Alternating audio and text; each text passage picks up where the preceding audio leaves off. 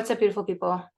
My name is Leanne Campbell, and this video is dedicated to part of my story with my vision in creating Shiva Shakti Sanctuary and Shiva Shakti Sangha, and how that can start as a healing tool to help all of us in the community.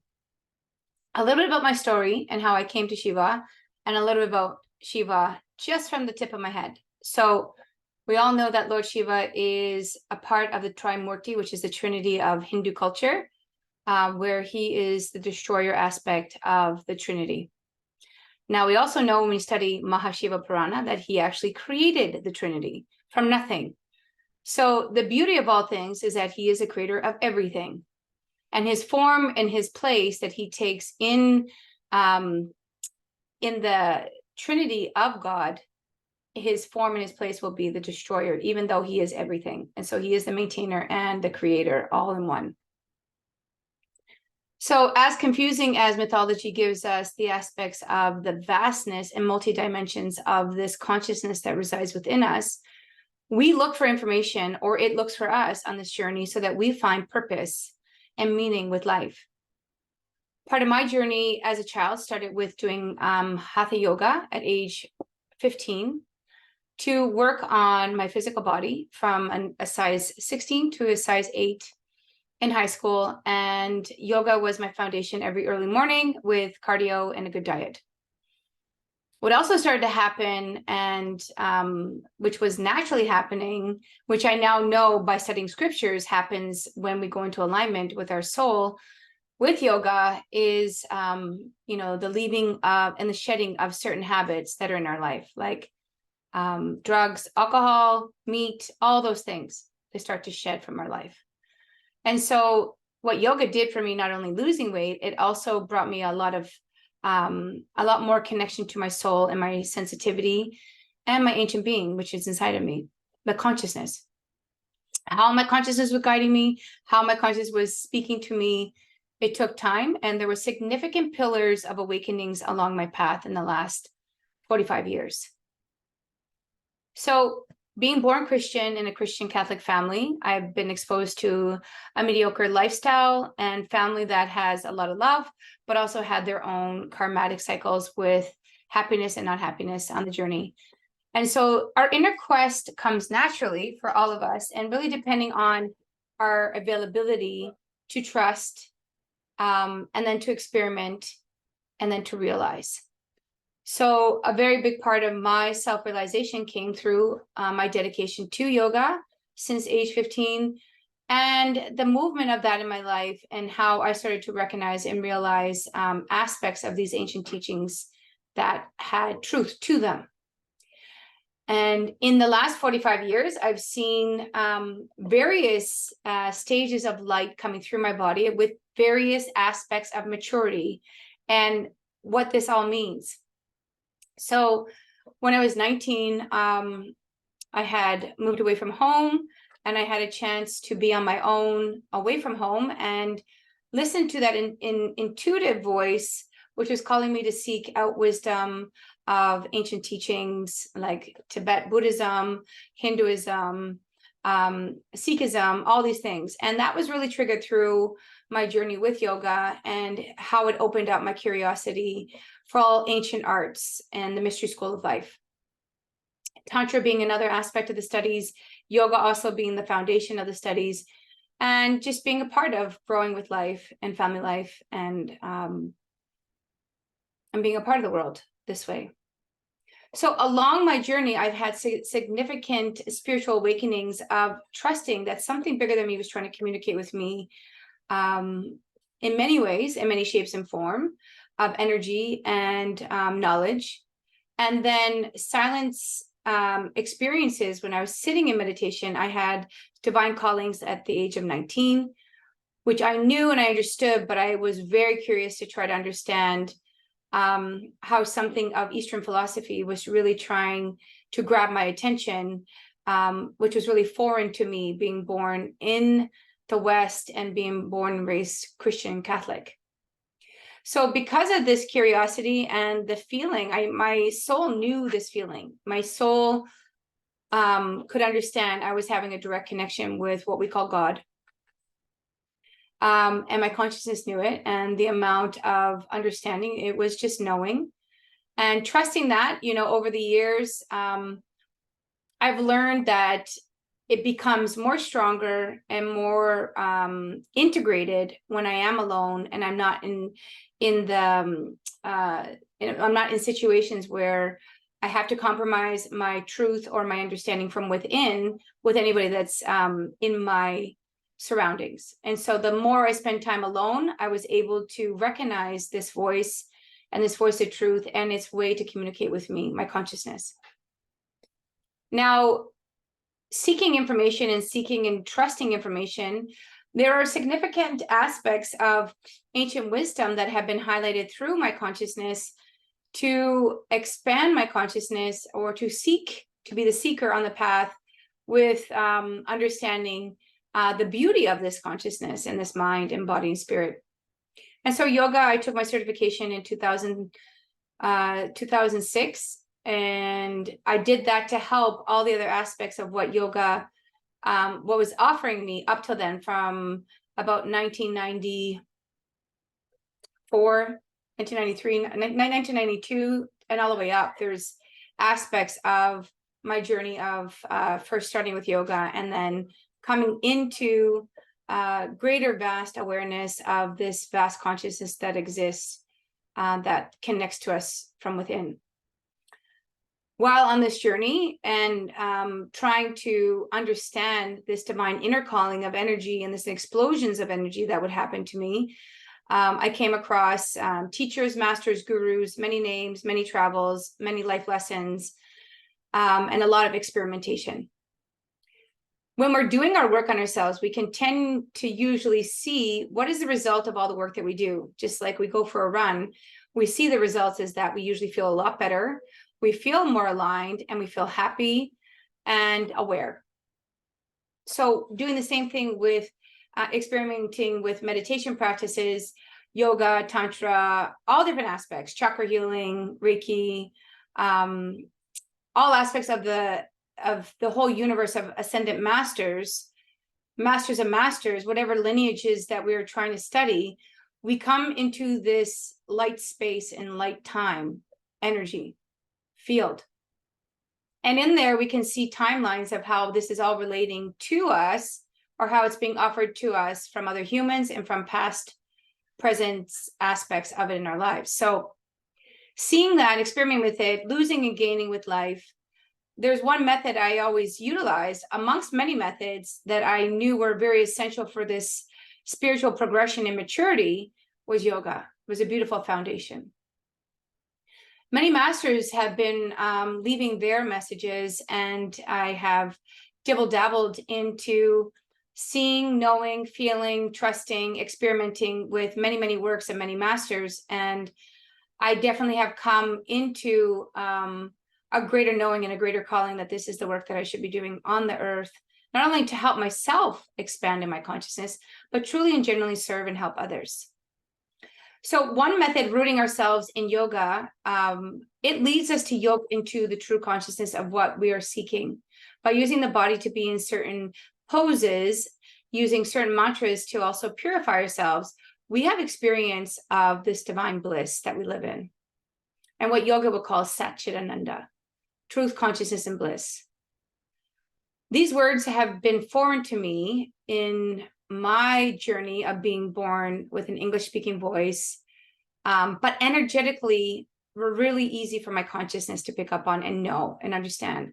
So two things are happening simultaneously. One thing is I'm able to perceive what's happening from within, from the unknown space, and connect and say, yes, that's real, because it knows.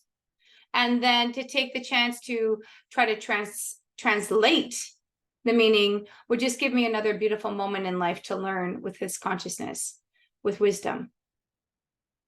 So on my journey, some personal experiences I've had, we come to know this thing, the mind, when the mind slows down. So the more active it is, we know that that's our monkey mind. Everybody knows that they have a busy mind, have something that's just working to operate this whole body, mind, and our soul. the perception of seeing that mind and breathing into that mind, methods like yoga slow the mind down so that we recognize that we're not this thing that's active, that we're the observer of it. And so coming into this observation, we also come into an observation of all of our day from beginning to end of our day. So even in our dreams, as we observe knowing the mind, we come to observe our dreams. What are they teaching us? Now, the significance of being on this path and being a seeker of truth and being a seeker with consciousness and consciously being connected, we come to understand significant patterns of life proving to us that it's a miracle through asking and receiving. So why I want to reflect on the trust that it takes to have formless and form is that life has presented it to us in each and every single day, somehow or other. There's always been a solution to our questioning and answering, our needs, our wants, our sadness, our happiness. Now, using methodologies like yoga, like tantra, like running, like reading, like whatever it may be, if we're consciously connecting to our activities, there's a consciousness that is experiencing the truth of the reality that we're in. And as we come to know this consciousness from a state of flow or nothing or whatever it may be for us, and however we label it as ascendant masters, as a master of masters, as a consciousness, it has its own way to come into our life to present an offering to us. And at what level of speed or time it takes us to trust. So unveiling my hidden mysteries of an experience I had at age 19, I knew that the divine was talking to me directly. Labeling it from my childhood, Jesus Christ, wasn't easy in that moment because I was in a meditation state and there was no mind involved. It was nothing. It was nothing that spoke to me to ask me to learn and to look through things that I only knew through the grace of being born Christian. That was God the Father. Now, it was pointing out to me on a journey of Buddhism, Hinduism, and other aspects of this life that exist. Ancient Egypt, all the other mystic schools of life where some master has revealed to us the grace of God and the light of God. So in my experiencing of those times, I felt interrupted and shaken through my experience and woken up from it. Over the years, because I was studying ancient Hinduism or ancient Buddhism and all other isms, every other ism that was there, I came to understand the different fragrances that existed through time and space and circumstance with culture and how the light of God has presented itself through culture, language, and reality. Knowing that from within me, that silence was able to reveal through culture and language that it's all the same, and that all the blood that we have is passing through us. It's all the same in each color, skin, culture, reality, race, and spirituality. What was the difference in my experiences? My personal awareness came through meditating for many, many years and having connection to trusting wisdom. And through trusting wisdom, like where we find out if we start chanting any mantra or we pray, that we have a different side effect to where our mindset goes, where our reality goes. And then I came to understand my mind. So in 2011, I was exposed to a great master of India, where he had created breathing techniques and movement techniques of catharsis and stopping techniques that allowed me to be fully present in movement and shaking and hearing in all aspects of my senses being exploded dynamically into one place where I could get still and observe within me. This active meditation changed my life in that moment. It allowed me to connect to observing my mind for the very first time. While knowing the difference in the layers of the mind, we come to start to rebirth in the aspect of what's really truly happening. What is happiness? What is sadness? And are we creating it by giving attention to our thoughts? So knowing the mind for the first time, I was able to study more about the mind, but becoming an observer more and more and more through daily meditation, I didn't buy always into the monkey mind thoughts, even though this has been a general process of self-mastery. My purpose in getting to the point of how meditation has presented me different aspects of the divine and different aspects of the mystery school of life, like ancient masters, ancient gods, and their place in this cosmic play of my life and your life, is just the trust aspect.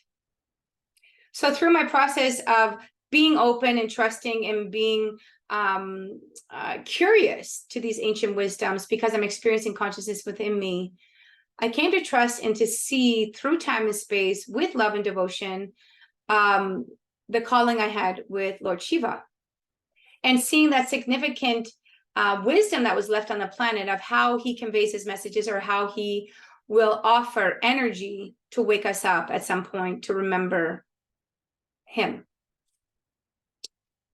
So through these studies and my curiosity to figure things out, like what really happened to me over the years, I've been very eagerly patient on the seeking path with many masters, filling me with love, nourishment, and the best that they had, to finally be aware of the symptom and the offering of Lord Shiva and how that truly happened in my life at age 19. Once I had the chance to see that existed, and I was like, thank you. I have answers to my quest of knowing what we call God the Father in Christianity.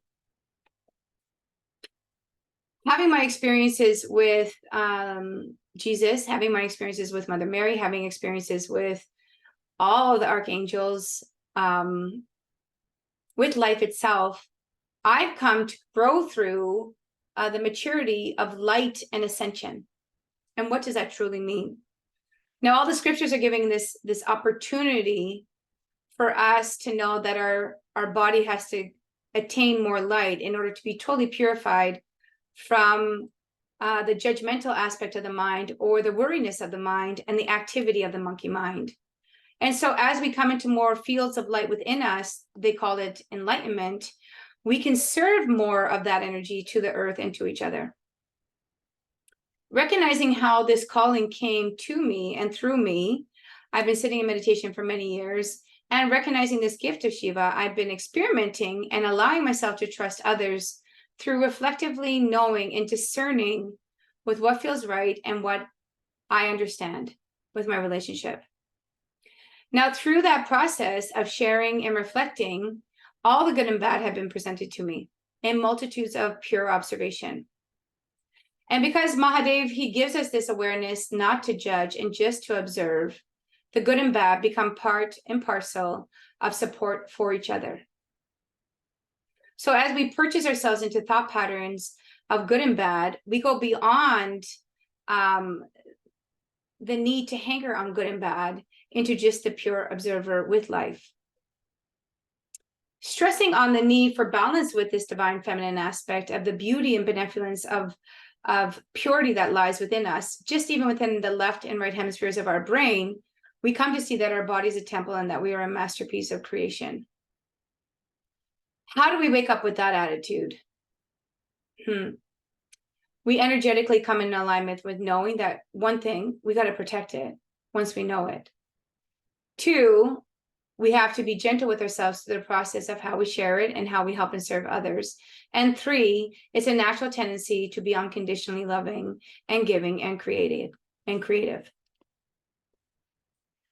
Drawing myself into further awareness with Shiva Shakti Sangha, I'm seeing a vision of the divine masculine feminine within me and the divine masculine feminine within you that has the ability to know that the world that we're looking to change starts within in order to achieve this light.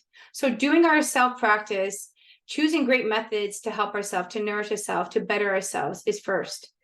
Second is, can we connect to each other and unify this energy and this energy field of divine masculine and feminine? Now, we can look at it as the Father and the Mother, Father Sky, Mother Earth, Father Son, Holy Ghost, Brahma, Maheshwara, Ishvara, and any other aspect of creation where this text or reflection of truth is mirrored in all the Ascended Masters and the messages that have been written by all souls in their relationship with the divine.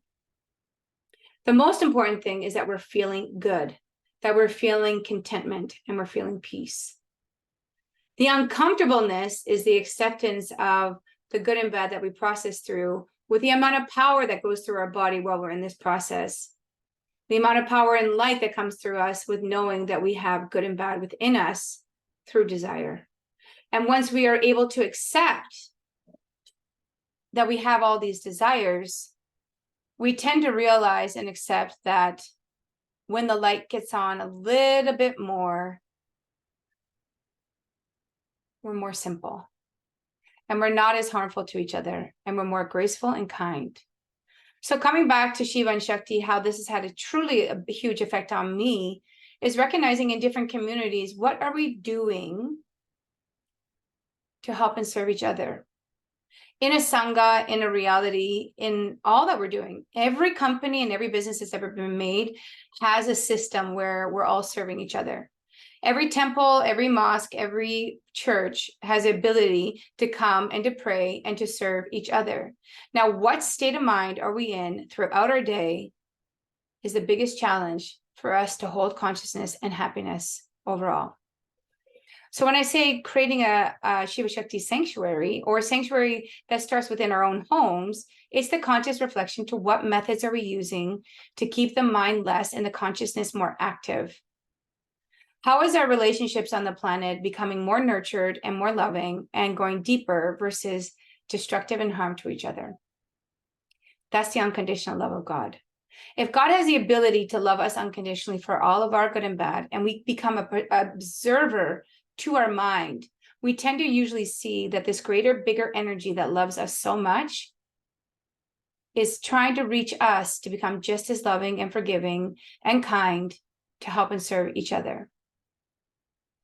So I think the best thing that we can do is take from the corporate understanding of how systems and businesses work together and how we all make it work in the real world, but to add a connection to the divine there. Add a connection of more love there, and the ability to have an awareness of how that can help us be happier, more loving, fun, entertaining humans. Because we have it all there. The key is, are we connecting to our consciousness and then to each other as brothers and sisters? So my goal in talking about this and just getting this out was to be as raw as I can possible, to face what's happening on the inside of me and how I can convey this message without having to think or plan about it, because it should be at some point, I am just the message. And that's what I learned from my Ascended Masters, that I am that light that's beaming and that I stand clearly ready to be that force of love for myself and for others. And then knowing our niche, we find our niche in business. What's the niche that has pulled me the strongest? Is my enlightenment. If I'm in family life, I have the opportunity to generally reflect you and to say, you can have that too in family life. You can have that too in your own aloneness. And you can work through creating more love in your moments for each other. Shiva Shakti Sangha would also reflect ancient methodologies that are given down by the masters of Shiva and Parvati to us to create that heavenly aspect within us. And then the multi-dimensions of Shiva and Shakti are everything else and everything else that's been created, but shared with that awareness of love and kindness and silence.